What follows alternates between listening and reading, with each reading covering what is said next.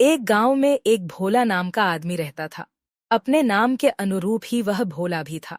ना तो खुद चालाकी करने आती थी और ना ही वह किसी की चालाकी को समझ पाता था। हर काम को वह बहुत ही साधारण तरीके से करता था। लोग उसकी बातों का मजाक भी उड़ाते थे।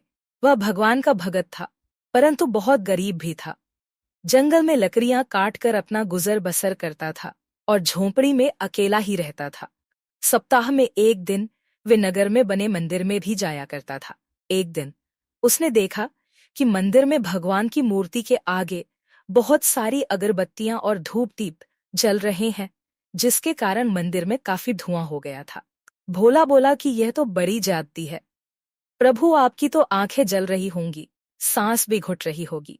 आप ऐसा करो प्रभु कि आज आप मेरे घर चलो। आज लकड़ी बेचकर कुछ ज्यादा धन मिल गया तो हम दोनों के खाने के लिए उससे अनाज आराम से आ जाएगा।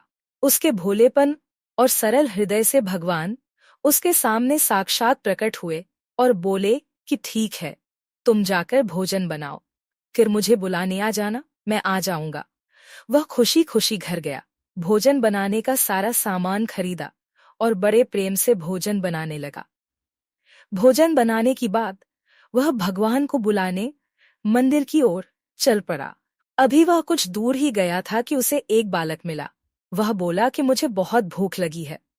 उसे उस बालक पर दया आ गई और उसे अपने घर ले गया और बड़े प्रेम से उस बालक को भोजन करवाया। वह फिर से भगवान को बुलाने मंदिर जाने लगा। जैसे ही वह मंदिर के निकट पहुंचा तो एक बुढ़िया मिल गई।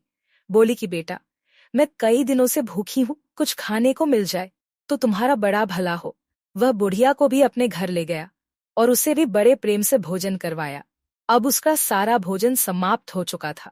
वह पंसारी के पास गया और बोला कि मुझे कुछ अनाज उधार दे दो, आज मैंने भगवान को खाने का न्योता दिया हुआ है।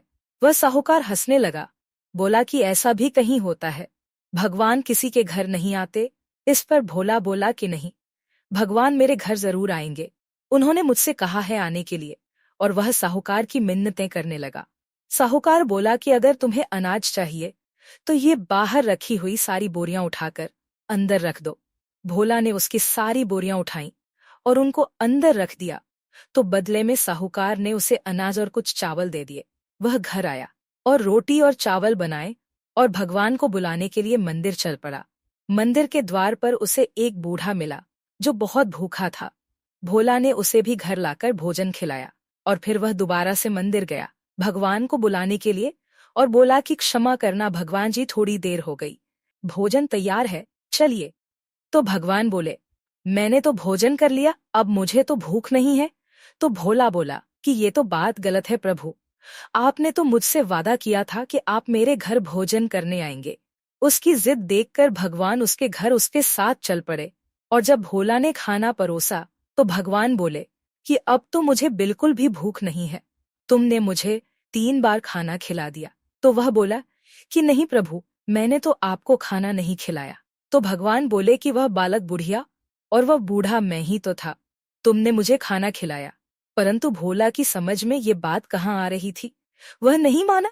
तो भगवान बोले कि ठीक है, मैं एक शर्त पर खाऊंगा, तुम्हें भी मेरे साथ मेरी ही थाली में भोजन करना होगा।